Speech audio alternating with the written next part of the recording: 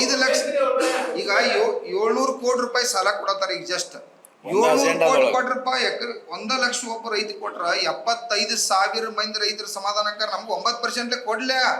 ನಾವು ಡೆವಲಪ್ಮೆಂಟಿಗೆ ರಗಡ ಹೈನುಗಾರಿಕೆ ಮಾಡ್ಕೊತು rules and regulation ಜೊತೆಗೆ ಇದು ಮಾಡ್ಕೊಂಡಿರ್ತಾರೆ. ಈ ಡಿಸಿಸಿ ಬ್ಯಾಂಕ್ ಅಂತಂದ್ರೂ ಅದಕ್ಕೂ ಒಂದು ಕಮಿಟಿ ಇರುತ್ತೆ. ಡಿಸಿ ನೇತೃತ್ವದ ಒಂದು ಕಮಿಟಿ ಇರುತ್ತೆ. ಅದರೊಳಗೆ ಅಗ್ರಿಕಲ್ಚರ್ ಬರ್ತಾರೆ, ಕೃಷಿ ಬರ್ತಾರೆ, ಜೊತೆಗೆ ನಬಾರ್ಡ್ ಅವ್ರು ಬರ್ತಾರೆ, ಅದಾದ ನಂತರ ಮೀನುಗಾರಿಕೆ ಅವ್ರು ಬರ್ತಾರೆ, ಅದಾದ ನಂತರ ಇದು ರೈತರಿಗೆ ಸಾಲ ಕೊಡ್ಬೇಕು, ಏನ್ ಕೊಡ್ಬೇಕು ಅಂತ ಅದೊಂದು ಕಮಿಟಿ ಇದೆ. ಆ ಕಮಿಟಿ ಏನ್ ನಿರ್ಣಯ ಮಾಡುತ್ತೋ ಅದ್ರ ಪ್ರಕಾರ ಅವ್ರು ಕೊಡ್ಬೇಕು. ಅದನ್ನ ಬಿಟ್ಟು ನಿಮ್ಮ ರೂಲ್ಸ್ ನಾಳೆ ಇನ್ನೊಂದು ಕೇಳ್ತಾರೆ, ರೈತರಿಗೆ ಯಾಕೆ ಅಡ್ಡಾದಿಡ್ಡಿಯಾಗಿ ಅವ್ರನ್ನೆಲ್ಲರೂ ತೆಗೆದಾಕ್ತಾರೆ, ಅದಕ್ಕೆ ಯಾರು ಜವಾಬ್ದಾರಿ?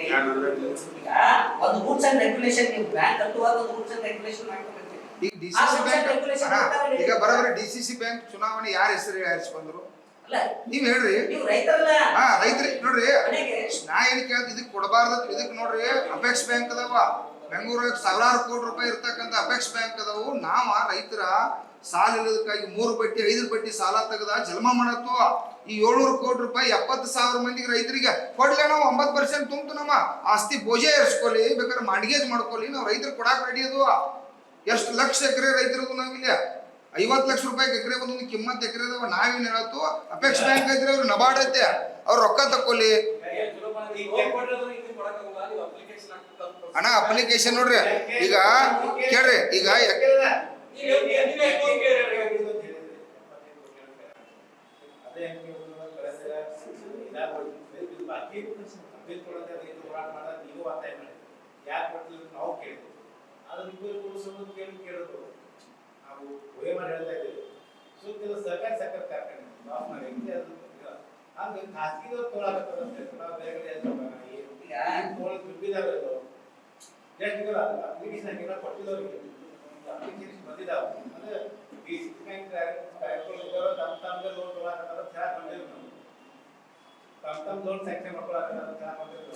ಅಣ್ಣ ಈಗ ಇಲ್ಲಿ ನೋಡ್ರಿ, ಈಗ 300 ಕೋಟಿ 200 ಕೋಟಿ ಸಾಲ ಕೊಡತ್ತಾರ. ನಾವೇನಂತೂ ನಾವ 5 ಲಕ್ಷ ಮಂದಿ ಇಲ್ಲಿ ರೈತರದು, ನಮಗೆ ಯಾಕೆ ಸಾಲ ಇದನ್ನ ಕೊಡಬಾರ್ದು? ಈ ಸಾಲ ಈ ಪರ್ಸೆಂಟ್ ಬಡ್ಡಿಲಿ ಕೊಡತ್ತಾರ. ಬ್ಯಾಂಕ್ ಉಳಿಬೇಕಾ? ಮೊನ್ನೆ ಅಪ್ಪ ಸಾಬ್ ಜೊಲ್ಲೆ ಸಾಹೇಬ್ ಹೇಳಿ ಏನಂತೇಳಿ, ನಾವು ಫ್ಯಾಕ್ಟ್ರಿ ಕೊಡ್ಲಿಲ್ಲ ಅಂದ್ರೆ ಲಾಸ್ ಆಗ್ತು, ಕೊಡ್ಲೇಬೇಕಾಗತ್ತೆ. ಈ ಬಡ್ಡಿಲೇನ ನಮ್ಗೆ ರೈತರು ಕೊಡ್ಲೇ ನಾವು ತಗೊಳಕ್ ರೆಡಿ ಅದು. ಪ್ರತಿಯೊಂದು ಹಳ್ಳಿ ಒಳಗೆ ನಾವು ರೈತರು ರೆಡಿ ಅದು. ಈ 700 ಕೋಟಿ ರೂಪಾಯಿ ಕೊಟ್ಟಂದ್ರೆ 75,000 ಕುಟುಂಬಗಳು ಆರ್ಥಿಕವಾಗಿ ಪ್ರಬಲ ಆಗ್ತಾವತ್ ನಾವು ಹೇಳತ್ತು. ನಾವು ಇದಿಷ್ಟ ಕೇಳತ್ತಿಲ್ಲ.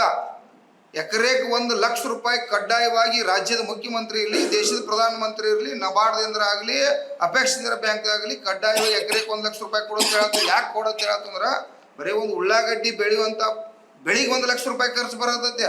ಕಬ್ಬು ಬೆಳೆಯಕ್ಕೆ 2 ಲಕ್ಷ ರೂಪಾಯಿ ಖರ್ಚು ಬರೋದತ್ತೆ. ಏನು ದೊಡ್ಡ ವಿಷಯ ಅಲ್ಲ. 1 ಲಕ್ಷ ಕೋಟಿ ರೂಪಾಯಿ ಕೊಟ್ರ ರಾಜ್ಯ ಸರ್ಕಾರ ಒಂದು 5,000 ಕೋಟಿ ರೂಪಾಯಿ ಬಡ್ಡಿ ತುಂಬತತಿ, ಕೇಂದ್ರ ಸರ್ಕಾರ 3,500 ಕೋಟಿ ರೂಪಾಯಿ ಬಡ್ಡಿ ತುಂಬತತಿ. ಇವ್ರು ಡಿಸಿಸಿ ಬ್ಯಾಂಕ್ದವ್ರು 1% ತುಂಬ್ತಾರ. ಏನೊಂದು 10,000 ಈಗ ಗ್ಯಾರಂಟಿ ಕೊಡತ್ತಾರ. 24,000 ಕೋಟಿ ರೂಪಾಯಿ ಇವತ್ತು ಮಹಿಳೆಯರಿಗೆ, ಇಡೀ ರಾಜ್ಯದ ರೈತರಿಗೆ 2.5 ಕೋಟಿ ರೈತರಿಗೆ 2 ಲಕ್ಷ ಕೋಟಿ ರೂಪಾಯಿ ಸಾಲ ಕೊಟ್ಟರು. ಇಡೀ ರಾಜ್ಯದಲ್ಲಿ ಇರ್ತಕ್ಕಂಥ ರೈತರು ಯಾವ ಬಡ್ಡಿ ಸಾಲ ತೆಗೆದು ಎಕರೆಗೆ 1 ಲಕ್ಷ ಕೊಟ್ರ 10 ಎಕರೆ ಇದ್ದಾರೆ 10 ಲಕ್ಷ ಕೊಡ್ಲಿ, 5 ಎಕರೆ ಇದ್ರೆ 5 ಲಕ್ಷ ಕೊಡ್ಲಿ. 0% ಕೊಟ್ಟಪ್ಪ ಅಂದ್ರೆ ನಾವು ರೈತರ ಆತ್ಮಹತ್ಯೆ ನಿಲ್ತಾವ. ರೈತರ ದೇಶದಾಗ 4-5 ನಿಮಿಷಕ್ಕೊಬ್ಬ ರೈತ ಆತ್ಮಹತ್ಯೆ ಮಾಡ್ಕೋತಾನ. ಸಾಲಕ್ಕಾಗಿ ಆತ್ಮಹತ್ಯೆ ಮಾಡ್ಕೋತು, ಬೆಳೆದಂತ ಬೆಳೆಗೆ ಬೆಲೆ ಎಲ್ಲಾರ್ಕಾಗಿ ಮಾಡ್ಕೋತು. ಯಾಕ ಸರ್ಕಾರ ಇದ್ರ ಬದಲು ಚಿಂತನೆ ಮಾಡಬಾರ್ದು? ಯಾರ ಎಲ್ಲಿ ಕೊಡತ್ತಾರ ಅವ್ರ? ಯಾರ್ರಿ ಸರ ಅವ್ರು ಕೊಟ್ಟಿಲ್ರಿ. ರಗಡ್ ಸಾಕಷ್ಟು ಪಾಪ ಸಾವಿರಾರು ಅರ್ಜಿ ಮಾಡಿ ಈಗ ಸಾಕಷ್ಟು ಹಣ್ಣು ರಾಜಕಾರಣ ಮಾಡತ್ತಾರ. ಎಷ್ಟು ಕೊಟ್ಟಾರ್ರಿ ಅಣ್ಣ? ಎಕರೆಗೆ 30,000 ರೂಪಾಯಿ ಸಾಲ ಕೊಟ್ರೆ ಉದ್ದಾರ ಆಗೋದಿಲ್ಲ. 30,000 ರೂಪಾಯಿದಾಗ ನಮ್ಮ ಹೊಲ ಅದಾವು. ಎಕರೆಗೆ ಒಂದು 50 ಲಕ್ಷ ಅದು, ಈಗ 70 ಲಕ್ಷ ಅದು. ಬೆಳೆ ಹೊಲ ಗಳೆ ಮಾಡಕ್ 30,000 ರೂಪಾಯಿ ಬರ್ತೈತಿ. ಉತ್ಪಾದನೆ ತೆಗಿಯಕ್ಕೆ 1 ಲಕ್ಷ ರೂಪಾಯಿ ಬರತ್ತೆ. ನಿಮ್ಗೆ ಬರೀ ಉಳ್ಳಾಗಡ್ಡಿ ಎಣ್ಣೆ 3-4 ತಿಂಗಳು ಬೆಳಿ 1 ಲಕ್ಷ ರೂಪಾಯಿ ಬಂಡವಾಳ ಹಾಕ್ಬೇಕು ನಾವು. ಅದಕ್ಕೆ ಅದು ಫೇಲ್ ಆತಪ್ಪ ಅಂದ್ರೆ ಇಡೀ ರಾಜ್ಯದ ರೈತರಿಗೆ ಕೇಳಿದ್ರಿ ಅಣ್ಣ ಇಡೀ ರಾಜ್ಯದ ರೈತರದು ಪರವಾಗಿರ ನಾವು ಈ ಡಿಸಿಸಿ ಬ್ಯಾಂಕ್ ಬೆಳಗಾವಿ ಇರಲಿ, ಇಡೀ ರಾಜ್ಯದ ಅಪೆಕ್ಸ್ ಬ್ಯಾಂಕ್ ಇರಲಿ, ನಾವು ಈಗಾಗಲೇ ಮೇದಾಗ ಒಂದು ದೊಡ್ಡ ಹೋರಾಟ ಮಾಡಿ ಇಡೀ 31 ಜಿಲ್ಲೆ ರೈತರು ಕೂಡಿ ಎಕರೆ ಕಡ್ಡಾಯವಾಗಿ ರಾಜ್ಯದ ಮುಖ್ಯಮಂತ್ರಿ ಇರಲಿ, ನರೇಂದ್ರ ಮೋದಿ ಸಾಹೇಬರು ಇರಲಿ, ಇವ್ರು ಕಡ್ಡಾಯ ಕೊಡ್ಲೇಬೇಕಂತೇಳಿ ಹೋರಾಟ ಮಾಡೋರದು. ಅದು ಸರ್ಕಾರ ವಿರುದ್ಧ ಹೋರಾಟ ನಮ್ಮದೈತೆ. ಇವ್ರೇನ್ ಮಾಡತ್ತಾರ? 700 ಕೋಟಿ ರೂಪಾಯಿ ಸಾಲ ಕೊಡತ್ತಾರಲ್ಲ, ಇದನ್ನ ರೈತರು ಕೊಡ್ಲಿ. ಒಂದು ಎಮ್ಮಿ ತಗೋತಾನ 50,000 ರೂಪಾಯಿ ಕೊಡ್ಲಿ.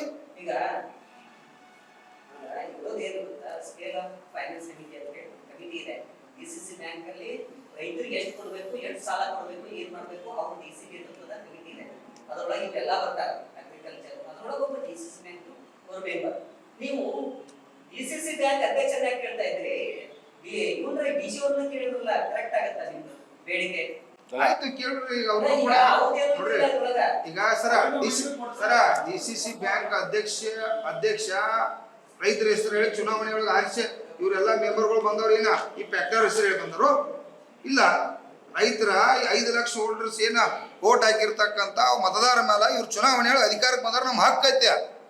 5 ಲಕ್ಷ ಮಂದಿಗೆ 700 ಕೋಟಿ ರೂಪಾಯಿ ಸಾಲ ಕೊಡ್ರಿ, ಇವ್ರಿಗೆ ಅಪೆಕ್ಸ್ ಬ್ಯಾಂಕ್ ನಬಾರ್ಡ ಅದಾವು, ಅಲ್ಲಿ ಸಾಲ ತಗೊಳ್ಳಿ ಅಂತೇಳಿ ಇವತ್ತು ನಾವು ಒತ್ತಾಯ ಮಾಡತ್ತು. ಲಾಸ್ ಹೆಂಗ್ ಹೋಗ್ತಾರ್ರಿ? ಈ 9% ನಾವು ತುಂಬ್ತಿಲ್ಲ, ತುಂಬ್ತು 9% 2 ಬಡ್ಡಿ ಸಾಲ ತಂದು 24% 30% ಬಂದಿದೆ ಸಾಲ ತರತ್ತು. ಈ 9% ಬಡ್ಡಿ ತುಂಬ್ತು ನಾವ. ಏನು ಉದ್ದೇಶ ಅಂತಂದ್ರ ರೀ, ನೀವು ರೈತರಿಗೆ ಸಾಲ ಕೊಟ್ಟಾಗ ಯಾವ್ದೋ ಬ್ಯಾಂಕ್ನಾಗ ರೈತ ಎಂದು ಮುನ್ಸ್ಕೊಳಂಗಿಲ್ಲ. ತನ್ನ ಹೊಲ ಮಾರ್ಯಾರೆ, ಬೆಳಿ ತೆಗೆದರೆ, ಬಂಗಾರ ಇಟ್ಟರೆ ಸಾಲ ಮುಟ್ಟಿಸ್ತಾನೆ. ಈ ಲಾಕೌಟ್ ಆಗ್ತಕ್ಕಂಥ ಫ್ಯಾಕ್ಟ್ರಿಗಳಿಗೆ ಯಾಕೆ ಕೊಡ್ತೀರಿ, ರೊಕ್ಕ ಯಾಕೆ ಹಾಳು ಮಾಡತ್ತೀರಿ? ಅಷ್ಟೇ ಉದ್ದೇಶ ನಮ್ಮದು. ನೀವೇನೆಲ್ಲ ಕೊಡಬೇಡ್ರಿ, ಲಾಭ ಮಾಡ್ಕೋಬೇಡ್ರಿ ಅನ್ನೋ ಉದ್ದೇಶ ಇಲ್ಲ. ನೀವು 1000 ಕೋಟಿ ಲಾಭ ಮಾಡ್ಕೋರಿ, ಆದ್ರೆ ಫ್ಯಾಕ್ಟ್ರಿ ಹಾಳಾಗ್ಯಾವ, ನುಕ್ಸಾನ್ ಆಗ್ಯಾವ, ಹಾನಿ ಅಂತೇಳಿ ಡಾಕ್ಯುಮೆಂಟ್ರಿ ಕೊಟ್ಟಾಗ ಮತ್ತೆ ಅವ್ರಿಗೆ 200-300 ಕೋಟಿ ರೂಪಾಯಿ ಯಾಕೆ ಕೊಡ್ತೀರಿ? ಕೊಡಬೇಡ್ರಿ. ಈಗ ನೋಡ್ರಿ, ಜಯಸಿಂಗ್ ಶೆಟ್ಟಿ 3,000 ರೂಪಾಯಿ ಕಾಂಟ್ರಾಕ್ಟ್ ಹಾಕ್ತಾನಂತ ಹೇಳ್ತಾರೆ, ಮೀಡಿಯಾದಾಗ ಬಂದದ. ಅವನಿಗೆ 100 ಕೋಟಿ ಏನು ಅವಶ್ಯಕತೆ ಅದ ರೀ ಆ ಲೋನ್ ಹೇಳ್ತಾರೆ. ಅದಕ್ಕೊಂದು ಆಧಾರ ಬೇಕಲ್ಲ ಮಾತಾಡಕ್ಕೆ. ಅದ ರೈತಗೆ 40,000 ಬ್ಯಾಡ್ರಿ, ನಬಾರ್ಡ್ ಗೈಡ್ಲೈನ್ಸ್ ಪ್ರಕಾರ 82,000 ರೂಪಾಯಿ ಕೊಡ್ರಿ ಅಂದ ಕೂಡಲೇ ಏನು ಹೇಳ್ತಾರೆ? ಲುಕ್ಸಾನ್ ಆಕೈತ್ರಿ. ನಿಮ್ಮ ಮುಂದೆ ಕ್ಷಮಾ ಕೇಳ. ನೀವು ಗೈಡ್ಲೈನ್ಸ್ ಇದ್ದಂಗೆ ಕೊಡ್ರಿ, ಮೀಟಿಂಗ್ ಮಾಡ್ರಿ. ರೈತರು ಕೊಡಕ್ಕಾಗಂಗಿಲ್ಲ ಅಂದ್ರೆ ಕೊಡಕ್ಕಾಗಂಗಿಲ್ಲ ಅಂತ ಹೇಳ್ರಿ. ಮತ್ತು ಫ್ಯಾಕ್ಟ್ರಿಯವ್ರು ಕೊಡಕ್ಕೆ 700 ಕೋಟಿ ರೂಪಾಯಿ ಅಜೆಂಡ ಹೆಂಗೆ ರೆಡಿ ಮಾಡ್ತೀರಿ? ಕೊಡಬೇಡ್ರಿ. ಕೊಡೋರಿದ್ರೆ ಕೊಡ್ರಿ, ಅದಕ್ಕೂ ಅಭ್ಯಂತರ ಇಲ್ಲ, ಕೊಡ್ರಿ. 700 ಕೋಟಿ ಅಲ್ಲ, 7,000 ಕೋಟಿ ಕೊಡ್ರಿ. ಆದ್ರೆ ₹1 ವಸೂಲಿ ಆಗಲಿಲ್ಲ ಅಂದ್ರೆ ನಿಮ್ಮನ್ನ ಯಾರನ್ನೂ ಬಿಡಂಗಿಲ್ಲ. ₹1 ವಸೂಲಿ ಮಾಡ್ಲಿಲ್ಲ ಅಂದ್ರೆ ರೈತರಿಗೆ ಕೊಡಲ್ಲ. ಇಲ್ಲ ಅಲ್ರಿ, ಇಲ್ಲಿ ನೋಡ್ರಿ, ಇವ್ರು ಕೊಡೋ ಅವಶ್ಯಕತೆ ಇಲ್ಲ, ಇವ್ರಿಗೆ ಕೊಡೋ ಅವಶ್ಯಕತೆ ಇಲ್ಲ. ಅದ ಇಲ್ಲಿ ನೋಡ್ರಿ, ಘಟಪ್ರಭಾ ಅದ, ಎಷ್ಟೋ ವರ್ಷ ಹಿಂದೆ ಕೊಟ್ಟಾರ, ಬಡ್ ಇಲ್ಲ, ಕಂತಿಲ್ಲ, ಲೋನ್ ಇಲ್ಲ, ಏನು ರಿಕವರಿ ಇಲ್ಲ. ಎಲ್ಲಿ ಯಾರು ತುಂಬವ್ರಿ? ಅದನ್ನ NCLTಗೆ ಹೋಗ್ತಾರ. ಇದು ಡಾಕ್ಯುಮೆಂಟ್ರಿ ಅದ, ಘಟಪ್ರಭಾ ಡಾಕ್ಯುಮೆಂಟ್ರಿ ಇಲ್ಲ ನನ್ನ ಕಡೆ, ಅದೆಷ್ಟದ ಅಂತೇಳಿ ಕಟಬಾಕಿ ಹಾಕ್ಯಾರ, NCLTಗೆ ಹೋಗ್ಯಾರ. ಏನ್ ಮಾಡವ್ರಿ? ರೈತಗ 10,000 ರೂಪಾಯಿ ಇಲ್ಲ ಅಂದ್ರ ಗಾಡಿ ತರ್ತಾರ, ಏನಾರು ವಸೂಲಿ ಮಾಡ್ತಾರ. ಘಟಪ್ರಭಾ ನಮ್ದರ್ಲೆ, ಬೆಳಗಾಂ ಡಿಸ್ಟ್ರಿಕ್ಟ್ ಇಲ್ಲಿ ನೋಡ್ರಿ, ಈಗ ತಮಗೆ ಹೇಳ್ರಿ, DCC ಬ್ಯಾಂಕ್ ಏನಾಗಿದಪ್ಪ ಅಂತಂದ್ರೆ ಇದೊಂಥರ ರಾಜಕಾರಣಗಳು ಮಂದಿಗೆ ಲೋನ್ ತಗೊಳಕಾಗಿ ಡೈರೆಕ್ಟರ್ ಆಗುದು, ಚುನಾವಣೆ ಮಾಡೋದು ಇದಾಗೈತಿ. ಈ ಪದ್ಧತಿ ಬದಲಾವಣೆ ಆಗಿ ನಾವು 5 ಲಕ್ಷ ಮಂದಿ ಏನಲ್ಲಿ ಮೆಂಬರ್ ಅದು, ಆ ಮೆಂಬರ್ ಇಂದ್ರ DCC ಬ್ಯಾಂಕ್ ಐತಿ. ಕಡ್ಡಾಯವಾಗಿ ಈ 700 ಕೋಟಿ ರೂಪಾಯಿಯನ್ನ ಪ್ರತಿಯೊಂದು ಹಳ್ಳಿ ಒಳಗ ಸಾಕಷ್ಟು ರೈತರ 50 ಎಕರೆ, 100 ಎಕರೆ, 10 ಎಕರೆ, 1 ಎಕರೆ ಇದು ಕೂಡ 50 ಲಕ್ಷ ರೂಪಾಯಿ ಡಿಮಾಂಡ್ ಅದಾವ. ಅಂಥವ್ರಿಗೆ 1,50,000 ಕಡ್ಡಾಯವಾಗಿ ಇವ್ರು ಸಾಲ ಕೊಡ್ಲಿ. ಈಗೇನ ಇವ್ರು ಅಪೆಕ್ಸ್ ಬ್ಯಾಂಕ್ದಾಗ ನಾವ ಇದ್ಯಾವ್ದು ಮಲಪ್ರಭಾ ಕಾರ್ಖಾನೆಗೆ ಹೋರಾಟ ಮಾಡಿ ಅಪೆಕ್ಸ್ ಬ್ಯಾಂಕ್ ಅಂದ್ರೆ 25 ಕೋಟಿ ರೂಪಾಯಿ ರೊಕ್ಕ ಇಶ್ಯೂ ಕೊಟ್ಟ ಕಾರ್ಖಾನೆ ಉಳಿಸುದು. ಈಗೇನು ಇವ್ರಿಗೆ ಅಧಿಕಾರದಾಗ, ಈಗ ಚಂದ್ರರಾಜ್ ಜಟ್ಟಿಹೊಳಿ ಅವರ ಅಧಿಕಾರದಾಗದಾರು, ಲಕ್ಷ್ಮೀ ಹೆಬ್ಬಾಳ್ಕರ್ ತಾಯಿ ಅವ್ರ ಅಧಿಕಾರದಾಗದಾರು, ಇವೆಲ್ಲ ಶುಗರ್ ಫ್ಯಾಕ್ಟ್ರಿ ಅವ್ರು ಯಾರದಾರ, ಇವ್ರೆಲ್ಲರೂ ಕೂಡ ಅಧಿಕಾರದಾಗಿದ್ದವ್ರದಾರ. ತಗೊಳ್ಳಿ ಇಲ್ಲಿ ಹೋಗಿ. ಇಲ್ಲ ಅಣ್ಣ, ನಮಗ್ ಕೊಡ್ಲಿ ರೊಕ್ಕ ಅಣ್ಣ. ಸಕ್ಕರೆ ಕಾರ್ಖಾನೆ ಯಾರು ನಡೆಸ್ತಾರ್ರಿ? ರೈತ. ಅಣ್ಣ ಇಲ್ಲಿ ನೋಡ್ರಿ, ಇದ ತಮಗೂ ನೋಡ್ರಿ, ನಿಮ್ಗೆ ಎಲ್ಲಾ ಮೀಡಿಯಾ ದೇವ್ರುಗಳಿಗೆ ಇದೆಲ್ಲ ವಿಷಯ ಗೊತ್ತೈತಿ. ಇವತ್ತಿಂದ ಅಲ್ಲಿದ ಅಣ್ಣ, ಹಿಂದಿಂತ್ರ ಕೂಡ ಲೂಟಿ ಮಾಡ್ತಕ್ಕಂಥ ಚಟುವಟಿಕೆ ಐತಿ. ನಮ್ಮ ಉದ್ದೇಶ ಇಷ್ಟ, ಈ 700 ಕೋಟಿ ರೂಪಾಯಿ ಲೋನನ್ನ ಪ್ರತಿಯೊಂದು ಹಳ್ಳಿ ಒಳಗ ರೈತರನ್ನ 9% ಕೂಡ ತಗೊಳಕ ಲಕ್ಷಾಂತರ ಮಂದಿ ರೆಡಿ ಅದು. ಇನ್ನ 1,000 ಕೋಟಿ ಕೊಟ್ಟರು ತಗೊಳಕ್ ರೆಡಿ ಅದು. ಈ ಹಣ ಏನೈತಿ ರೈತರಿಗೆ ಕೊಡ್ಲಿ, ಸುಮ್ಮ ಅನಾವಶ್ಯಕ ಅವ್ರಿಗೆ ಇವ್ರಿಗೆ ಅನ್ನೋದು. ರೈತರ ಹೆಸರ ಮೇಲೆ DCC ಬ್ಯಾಂಕ್ ಅಧಿಕಾರಕ್ಕೆ ಬಂದರು, ನಾವು ಅವ್ರಿಗೆ ಚುನಾವಣೆ ಒಳಗ ಅಧಿಕಾರ ಕೊಡೋದು, ನಮ್ಗೆ ರೊಕ್ಕ ಕೊಡ್ಬೇಕಂತೇಳಿ ಇಡೀ ನಾಡಿನ ರೈತರ ಪರವಾಗಿ, ಜಿಲ್ಲೆ ರೈತರ ಪರವಾಗಿ ಒತ್ತಾಯ ಮಾಡ್ತಾರೆ.